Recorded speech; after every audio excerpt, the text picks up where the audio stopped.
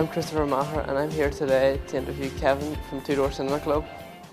I've always wondered about the name. How did Two Door Cinema Club come about? There's a cinema in Cumber called the Tudor Cinema, and it shows a lot of like B movies, and there's a guy, it's just a guy's garage, and he just made it into this like 50s style cinema, and it's like super cool. And we'd been there to see a couple of like short films of director friends of ours, and it was just a really cool place. And yeah, it's called the Tudor Cinema, and Sam came up with the name. He'd always thought it was called the Two Door Cinema. He just had never realised how to say the word Tudor before, so that's where it kind of came from. How did you come across Alex and Sam? I did meet Alex when we were really, really young, when we were maybe like 8 or 9 years old, and when you're that age, you have your own friends and your own circles, and I guess we maybe didn't bond very much, and I guess we kind of, Sam and Alex were good friends in Bangor Grammar, and Alex and I studied music together, and that's how we really started to kind of become friends and things like that. Who are your musical influences, Kevin? My musical influences have changed so much over the years, from listening to Bruce Springsteen and James Taylor and,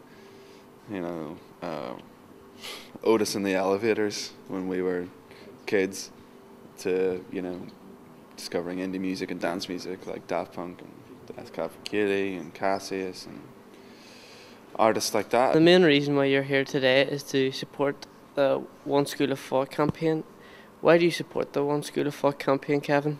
We'll live and we'll work and we'll go out to the pub and you do all that stuff together, and it's not an issue, and it's just people are who they are, and regardless of what you believe in or don't believe in. And I think, but at the same time, it feels like education is one of those, massive, broad, things where everyone is involved in, and everyone has come through it, and everyone is, has an opinion on it, where it's still kind of the starting point of those, separations in our minds, and how people are constantly divided just through, status quo. If that's what you do, and if we're gonna kind of address the problem and we're gonna change something, then there needs to be a radical overhaul of how we live and how we think about that, and I guess at the same time it's about delivering better education and an education system which is suited for everyone. As you've travelled all around the world, has your view on Northern Ireland changed? I think definitely it has. Like I said, we all three of us come from Bangor or Donaghadee, where we led quite a conservative upbringing, and maybe weren't quite aware of everything that was going on around us. And I guess, in some respects, talking about it was a bit of a taboo subject.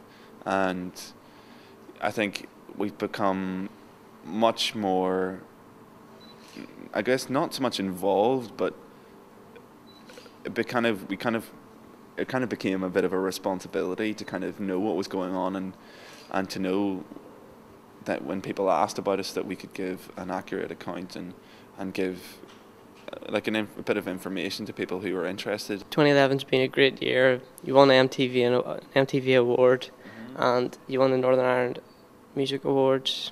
What's next? We're in the studio in January recording the next record. We're on tour in the UK in February, and then we're going to be festivals and in America, doing some touring, doing some festivals over here and in Europe in the summer, and then we're hoping to release the record like mid next year. So 2012 seems pretty busy.